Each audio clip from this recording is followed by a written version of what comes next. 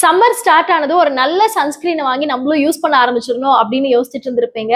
And அதே மாதிரிதான் நிறைய பேர்கிட்ட சஜஷன் கேட்கறது அண்ட் சோஷியல் மீடியால எது பயங்கர வைரலா இருக்கு, எது ரொம்ப ஃபாஸ்ட் மூவிங்கா நல்ல ரேட்டிங் கொடுத்துருக்காங்க, இது எல்லாத்தையுமே பார்த்து தான் நம்மளும் வந்து வாங்குவோம்.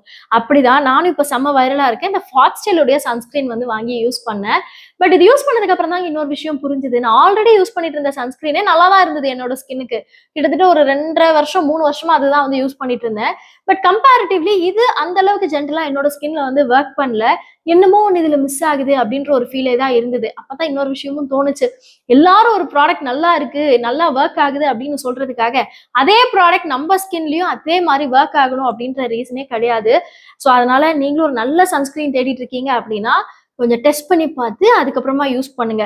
இந்த குட்டி குட்டியாலாம் சில சன்ஸ்கிரீன்லலாம் வந்து கிடைக்கும். நீங்க அதெல்லாம் கூட வாங்கி டெஸ்ட் மாதிரி யூஸ் பண்ணிட்டு அதுக்கப்புறம் பெரிய பேக்லலாம் வந்து இன்வெஸ்ட் பண்ணீங்கன்னா கொஞ்சம் பெனிஃபிட்டா இருக்கும். ஸோ ஃபாக்ஸ்டெல் இந்த சன்ஸ்கிரீன் உங்களுக்கு எப்படி ஒர்க் ஆகுது அப்படின்றத எனக்கு சொல்லுங்க.